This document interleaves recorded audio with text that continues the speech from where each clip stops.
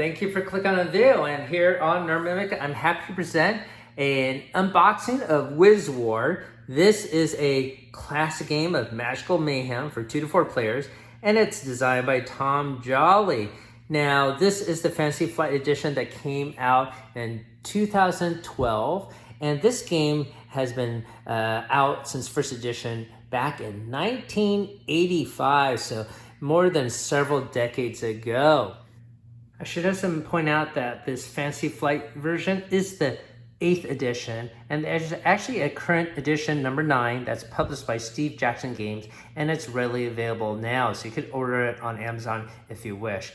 But we are going to do a review of this Wiz-War, the 8th edition by Fantasy Flight Games. Now, I have to admit, I made a mistake. There was an error where I deleted the original unboxing video.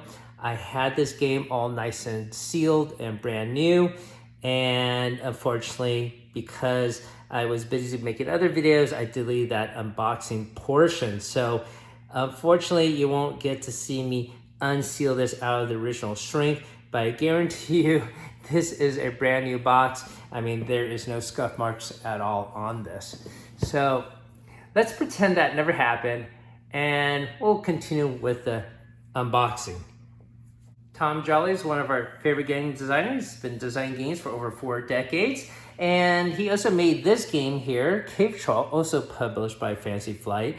And it's one of our favorite area control games. We featured this before in the past, and you can check out our channel for that. So we're going to talk about this game today. And I do want to apologize to Tom Jolly, who I got hold of rather accidentally, and discussed this game with him. I asked him if he could share any history about this game, particularly about maybe edition number 8 here. And he did point out a couple things. First of all, there is this article on League of Game Makers that you can read about the brief history of the making of Wiz-War, where he self-published the game and even did the cover art. But the other thing he added is that on Board Game Geek website, BGG, he did post some RPG rules using this set, so you could have a role-playing game in this world. So that's pretty interesting, and thank you, Tom, for mentioning that. If you haven't heard about this game before, and not only will we do an unboxing of this game, but we'll do a how to play with gameplay portion later with my daughter. So you can see here on the cover, we got a wizard here, and he's spying on another wizard. So the setup is basically you are a wizard fighting other wizards to be the leader of the group. And to do so, your goal is to get 2 points, and you get 1 point for stealing another wizard's treasure. That's a way to get 1 point, and you get another point for defeating an opposing wizard. The game is described as a beer and pretzels game, where there's going to be a lot of rules that sort of break the game, and you could do some crazy combos, and that chaos is part of the fun. And certainly when it's like that, the more players you have, the more chaotic fun you can enjoy. So we'll show you the gameplay in a bit, but let's take a look at the box. Besides this cover art here, on the side panels is showing some of the creatures that you can transform into, and we'll show you those miniatures off in a bit. And we'll flip it to the back of the box. Once again, this was new and sealed a week ago, but unfortunately, I lost that original video. So here on the back of the box, you can see the game board. These are actually separate little cardboards, thick stock. They do not fold together and combine into one large board. They're all actually separate. And so you have one board for each player. So you got the green wizard, red wizard, yellow wizard, and I believe blue wizard.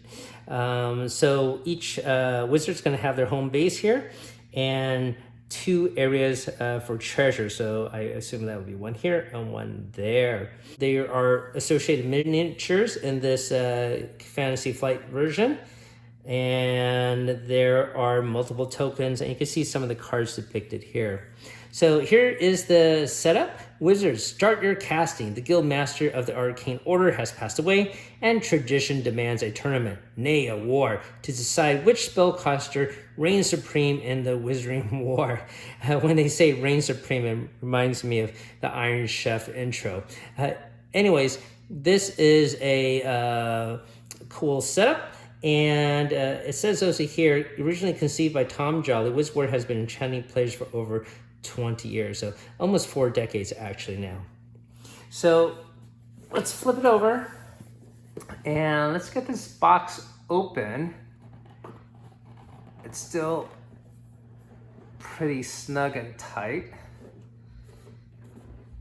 So right off the bat, we have a catalog, nearly a decade old. This is a mini catalog for Fantasy Flight games. Let's see what they had out back then. We had Ruin Age and Mansions of Madness, which is still growing strong. Adventures, the Pyramid of Horrors, which we've featured before in the past, and pinned all those miniatures up myself. And let's see, Lord of the Rings card game. On the flip side here, some multiple other games that may or may not be in print still. So actually, this one we have it in the household, but we didn't unbox yet. But I think we might have the Hasbro print, not the Fantasy Flight version. Regardless, let's set this aside. So we, of course, will have rules of play, a rule book. So let's flip through this. And we're going to have a list of components here. We're going to have miniatures representing all 4 colors. And then we actually have other miniatures that represent what you can transform into. We have portals, energy tokens. We have a life tracker going to start at 15 health. And here is a depiction or breakdown of one of your home bases. We have multiple cards in this game representing different schools of magic. We have Cantrip, Alchemy, Conjuring, Elemental, Mentalism, Mutation, and Thaumaturgy. So there are actually 2 other expansions that are produced by Fantasy Flight, games that introduce other schools of magic. Here is the game setup. This is for a 4-player game, but we are going to set up the game later on for a 2-player setup. There is also a 5th player option with one of the expansions.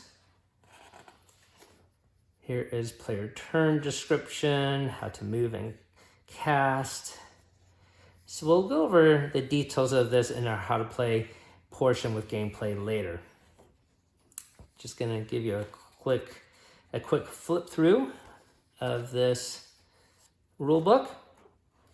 So these miniatures, by the way, they are placed on a plastic base like so, and there is a little groove on the back where you could slot a treasure that you pick up, and you only could carry 1 treasure at a time, as only 1 will fit in that slot. So that's how you denote how you're stealing a treasure. Some additional rules here. All right, credits. Card clarifications, a glossary of terms, and then a key here. So that is always helpful. So let's set this off to the side. Here are going to be various player boards. So let me just show you one of them. This obviously will be for the red wizard base. So each side will have a classic side and the new revised refresh edition. So this is considered the classic side. You can see it looks sort of basic. The refresh side has this crackling energy surrounding it. But it's up to you how you want to play this game. You could use all on the refresh side, or you can mix and match between the refresh and the classic. So there's always some layout variability in the game. All right, so there's gonna be 4 of them in here. This is a paper insert that comes with the box. And I have already assembled all the life dials here. So each player is going to start at 15 health. We have tokens to denote the portals on each side of the player map, along with some plastic standees. We have multiple tokens for the treasure and what color hat you wear. And of course, we have multiple cards. So I'll show you the cards later through gameplay. It might be cool to leave it as a surprise for you watching, and of course for me playing. And of course we're gonna have our miniatures here. Now they come unpainted, but here they're already done up. So here is actually some of the creatures you could transform into. This here is the big man form, basically a giant. Here is slime form that you could transform into. Now, part of the reason why I picked up this game is I found these miniatures painted by another individual and I saw it at the local game store. And I thought it'd be cool to acquire them because I think they're painted to a high tabletop standard and it'll save me time from painting them myself. So this is gnome form, and this, by the way, was golem form. And here is the last creature you could transform into. It's a werewolf. I should also point out that these minis have basically a little peg here. You can see that. And they slot into these colored bases. So that hole fits this peg and you place it like so.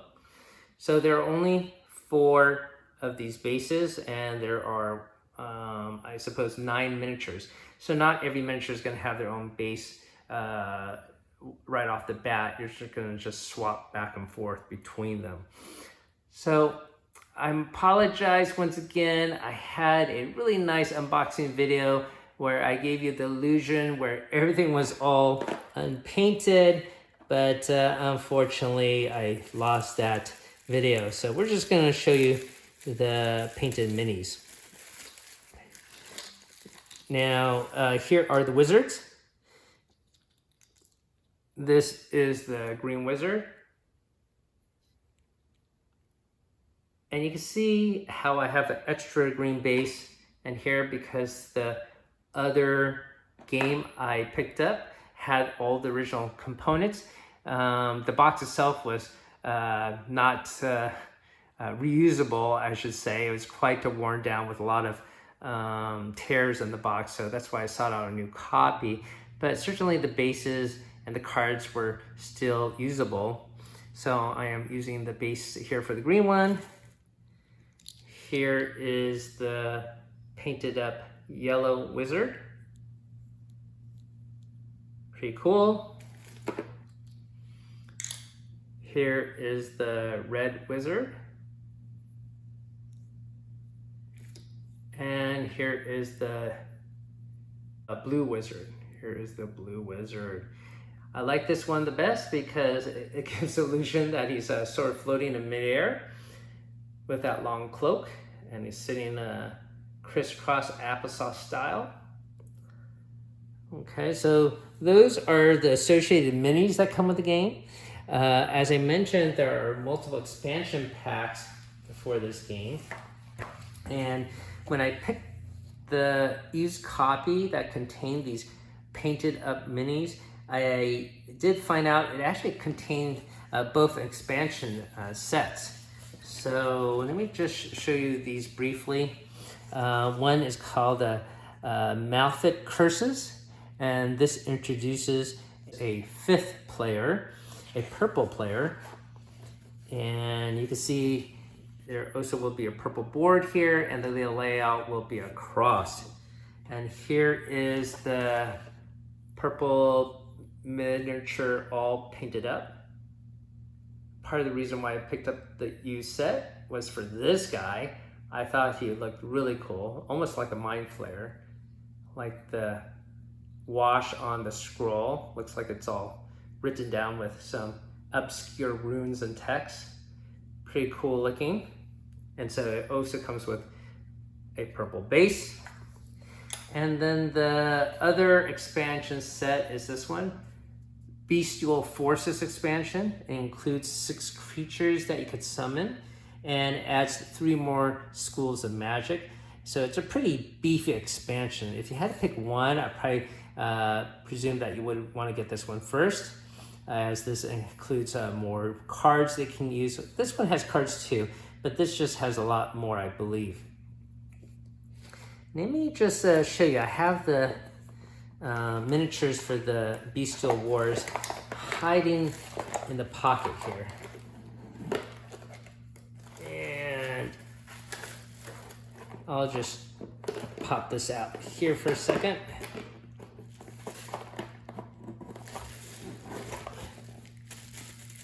And show you these minis. I haven't actually used this expansion set. I believe you summon these creatures and you don't transform into them. That's why they come with a gray base.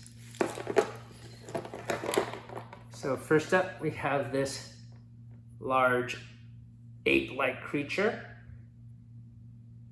painted very coolly. We also have this genie that you guys summon up. Got a minotaur here. What else we got? We got this little impish creature. Camera's trying to focus in on him. Looks like he's trying to make do with a large backpack, probably full of loot, I'm assuming. And it also comes with this dragon miniature. It's a small one, but still pretty well done. I think the paint job is fantastic on it. And one other miniature, I believe, and that is the snake here. So that's all 6 summoned creatures. I apologize to Tom Jolly and to you. I, once again, had an unboxing video that was a little bit more elaborate than the one I just did. But at least I was able to reshoot this and show you the components within the game. And now I will jump to the how to play portion with gameplay with my daughter. Welcome to our how to play portion of Wiz-War. We have the 8th edition laid out in front of us, ready for a 2-player game between the yellow wizard and the red wizard. So the game tile that we're using is the new refresh look with a crackling energy surrounding the yellow base and around the red base. So here is an example of the green base with a crackling energy around it, and here is an example of the classic layout. So not only is the artwork different, the locations of the treasure is different, and the walls that lead up to the home base have a different locale. And you can also see there's a door placement here, and there is no door placement here. So this lends to some replayability. You don't have to make it all uniform. You can of course have one side and another side mix match with between classic and modern. So this is the layout recommended for a 2-player game. And we have exits that sort of warp into a portal here and wraps around, sort of like Pac-Man style, and another portal that goes from here to this side. The exit here actually goes nowhere. I should also point out that the door here for the yellow wizard, this yellow wizard can pass through it easily, and it will lock automatically behind him, so a red wizard cannot pass through. These doors are actually destructible. It takes 3 points of damage, and the walls actually in the maze are destructible as well. They take 5 points of damage. The walls on the outer labyrinth are considered indestructible. So the other thing to note is we need to get 2 points to win. You get 1 point for stealing another opponent's treasure and bringing it back to your home base here, and you have to drop it off. Now, if the red wizard takes the treasure back, then you actually lose that point.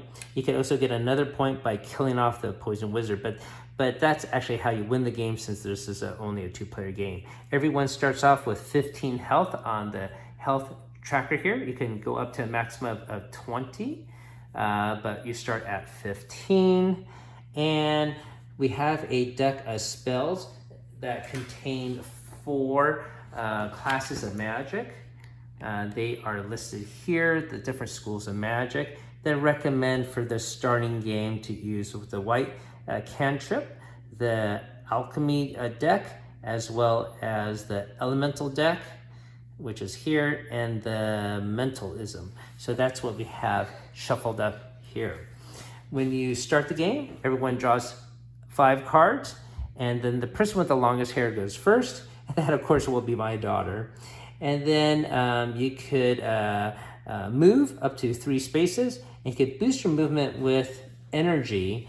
For example, this spell card has 2 energy. If there is no notation, that means it only has 1 energy. The boost is not cumulative, it is just replacing it. So for example, if I boost with this, well, there's no point, it would just be a 1 card, but here it would be worth 2. There are actually separate energy cards. I just don't have any in my hand right now. Let's try to find one as an example, but they have like a notation of 4 or 5. Yeah, there is a large number of cards. Oh, here is an energy card, for example. So we'll reveal more different cards as we play the game. Those are the basic rules of the game. If there are any cards that break those rules, well, we go with the cards, not the actual rules. And this game is meant to be broken in many different ways to have a chaotic fun. Now, you could play any number of neutral cards. However, after your movement, you can only attack once. And then, so you basically play a single card. You could boost that energy of the card the same way you would boost movement. And then after that, you can draw up to 2 cards, not to exceed a maximum of 7. So those are basically the setup rules and gameplay rules. All right, ready to get started, Emma? Yeah. All right, my daughter's gonna be red and I will be yellow. And you get to go first because you have the longest hair. Why don't you draw 5 cards first? Okay, you got your 5. I'm gonna get my 5. Now, it will take some time to sort of plan our strategy. And I should also mention, if you want to discard cards, you can discard any number of them, but you can only draw 2 cards at the end of your turn. I think this game is pretty fun. We played it several times, and I guess the only major quibble I have of this game is you can see already in my hand the size of the text, at least in this edition, can vary. Here it's this size, and here's even smaller font. And that's a little harder on my older eyes, but I don't know a way around it unless they can somehow make it more concise. I guess that's a little hard to do. Okay. Yeah, oh, you already know what you're gonna do? 1, 2, 3. Okay. And 1, 2, 3, 4. Well, you're gonna boost your movement already that far? Okay. No, wait. 1, 2, 3, 4. Now remember, if you want to use stones, you just put them out, and that is just, you're using it, but it's also part of your hand. I'm gonna use this. Okay. Pick lock. Pick lock. No, but I'm just using the energy. Oh, the energy 1, of it. 2, 3, and I can use plus it. 1, 2, 3. Correct. So that goes in this card pile, and we'll just set that off to the side here. 2 more cards. Okay, you can attack if you want, if you can. No. No? Okay. So it's my turn, and I think I'm gonna lay out some stones here.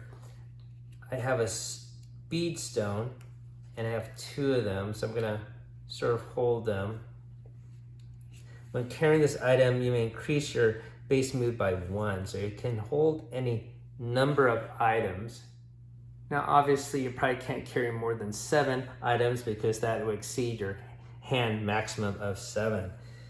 So I have another stone card I could play, and actually, this one will increase my hand size by 2. So I'm going to put this here. So these are considered neutral cards. I'm not really attacking. And let's see. There's another stone card I can use, but I might hold this for now. And I am going to move as well. I can move 3, so I'm going to go 1, 2, and go through the portal 3. And I'm going to boost my movement just like my tower did by 3. So 1, 2, 3, and I have increased the speed here and another movement, so I'm going to pick up the treasure. And obviously you can only hold 1 treasure at a time, as this slot only allows 1. Now, if I have the ability to attack through walls or something, I could, but I do not. And by the way, you can actually melee if you're adjacent to each other and punch, and that would cause 1 damage. All right, so I'm going to draw 2 cards, and that is the end of my turn. All right, Emma, what would you like to do? I'm going to get this. Pick up my treasure, right? Boink. Yeah. Boink. So basically, your turn sort of ends there once you pick it up, right? Yeah, but I got Yeah, it. you're not really supposed to attack once you pick up the treasure. Okay, so you could discard cards and draw cards up to a maximum of 7. Okay. I have 6 cards between my hand and the stones I have. Okay, your turn. All right, so it's my turn to go. And basically we want to bring the treasure back to base. So I am going to go through the same way. 1, 2, 3. And I'm going to use this energy card value here, 3. 1, 2, 3. And move, and end up here. And I guess I could drop the treasure. Okay, so I'm going to drop the treasure card. And as you can see, this token is already frailing from using the base here. Okay, so let's go. Oh, I got to draw some cards. I'm going to draw 2. Okay. And I have my max of 7 here. All right, Emma, it is your turn. Okay, I'm going to... I got 1 point already. Okay, let me go 1, 2, 3. Uh-oh. 1, 2, 3, 4. Okay. I'm almost here, so I can put my treasure. Yep. Here, you can discard it in this area. And do you want discarding cards to draw some cards? Okay. Okay. So it's my turn, and I got some new stones here. I'm gonna play this blood shard, where if I carry it, I could reduce my damage by 1. So I'm gonna just put that here. I got a boomstone, and I got 2 of them. While carrying this item, you may throw a boomstone as an attacking object. But let me see. Where am I going to go? I think I'm going to go the same way. Or no, I'm going to actually go through that way. 1, 2, 3. And I am going to boost my movement by 2. 1, 2. And I can move 2 more. 1, 2. And there is an interesting rule. We could actually be in the same space. Yes. Okay? So we are actually in the same stage, which may or may not be a good thing. But guess what? I can attack, right? Yes. Oh, so I am gonna throw this boomstone at you. So, okay, wait. Let's see what this does first. Okay. For 4 magical fire damage. Okay. Okay, but you got Pain Link. While this spell exists, all damage dealt to you by a wizard is also inflicted on that wizard. Okay, so you get 4 damage, but I get 4 damage. Okay, I think that's bad because I destroy some of my own stones, Done. right? Done. So if you suffer any fire damage, all magical stones you are carried are destroyed. Yeah. All right, so Yeah. I guess this would be destroyed, right? Mm-hmm. It says fire damage. This is magic stone by fire damage. Okay. But this is fire damage, magical fire damage. So yes, these stones are all destroyed. If you suffer any fire damage, all is destroyed. Okay, I still get to reduce my damage by 1. Okay, so you get 4 damage. So when you go -4, and I go -3. That was a good play. So I am down to 12 health. I'm 11. And you're down to 11. That is correct. Okay, my turn. Okay, hold on. Let's put these cards away, right? Mm-hmm. And I think all these stones are gone too. Can I attack and then move? No, I think you must move then attack. I'm gonna draw 2 cards, okay? That's officially the end of my turn. Okay, I'm gonna play this card. Okay, so what does that do? Power thrust. A telekinetic blow strikes target object, wizard, or creature, dealing magical damage equals to this card's energy plus 2. So that's 4. So that is 4, yeah. All right. Okay, so that does that. 4. All right. Oh no, I'm down to 8. And I get 2 more cards. Yep. Oh, actually, I get -1 damage from that though because I got this blood shard. Okay, so I'm down to 9 actually. It's my turn. Okay, so 1, 2, 3. I'm gonna see if I could grab the treasure. I don't have extra speed. I could boost it. I'm gonna boost it by 1. This is card's considered 1, right? Okay. So I'm just gonna boost by 1 to go here. Let's go! Oh, okay. Fool's Gold. Cast when another wizard well, I didn't pick it up yet. But you were gonna. I guess it's considered free action to pick up, right? But you were gonna. Okay. Yeah, let's consider I'm gonna pick up. Okay. Gonna. Yeah. Cast when another wizard picks up 1 target treasure in your home sector. The treasure is fake. That wizard's turn ends, and you take the treasure marker picked up by the wizard and drop it in any other square in your home sector. Okay, so Emma, where are you going to put this treasure then? Anywhere? Yeah, it says anywhere in your home sector. Okay, put it over there. Okay, well played. I'm pretty sure it costs a movement point to pick up the treasure, but we're gonna let that slide as my daughter's very excited to play that card and zoom her treasure away. So regardless, she would have played that card my next turn. Anyway, it is now your turn to go, right, Emma? Oh, I gotta draw 2 more cards because I am down a lot of cards. So I'm gonna draw 2 more cards. Okay.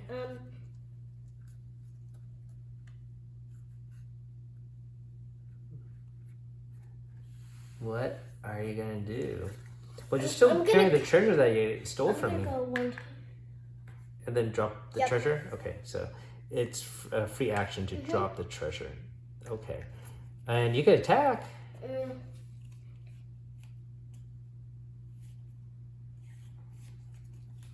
gonna do this. Okay. Drop object. Force target wizard to drop 1 treasure short. Okay.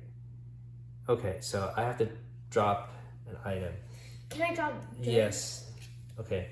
So instead of finding the token for this, I'm just going to put it right here. All right. So I probably will spend a turn to it. Okay, that's all done, right? Do you want to get 2 cards? Okay. Okay. I do find this helpful, and especially since I'm low in health, I think I will waste a movement point to pick it up. All right, so it's my turn. I have 3 movement points. I'm going to spend 1 to pick this back up, okay? All right, and then 2 more. So I'm going to go here, and then I'm going to boost my movement with the energy of 4. 1, 2, 3, 4. Okay. And But you have to go through the wall. No, I'm going to create a wall. I'm going to create a wall. Yeah, I'm going to create a wall here. I'm blocking your door, basically. I wonder if that's allowed. Do you think you are allowed to build a wall and a door? Yeah. Actually, it says here right on the card, I cannot cast it on a borderline that's already occupied by a wall or door already there. So that plan fails. Oh, man. All right, so I guess that's the end of my turn. I'm going to draw 2 cards, okay? All right, your turn, Emma. And you can step through that door because it is your colored door. Okay, I'm gonna go 1, 2, 3, and then I can boost it. Yes, you could pass through the other color wizard without any penalty. This. 1, 2, 3. Okay. All right. So you could actually steal your treasure back if you want. No? I'm close. Okay. My turn. I'm gonna move 3. 1, 2, 3, and I'm gonna boost it with 1 to just pick it up. Okay. Pick up this treasure. All right. Ooh, I forgot. All right. And yes, I have to draw 2 cards. Okay. My turn? Yep. I'm going to go 1 and pick it up. Okay, so your turn ends automatically there, right? Yeah. Okay. Do you want to discard cards and draw cards? No. All right. No, wait, can I? Yes. How many cards can I discard? As many as you want, but you only could draw 2. Oh, okay.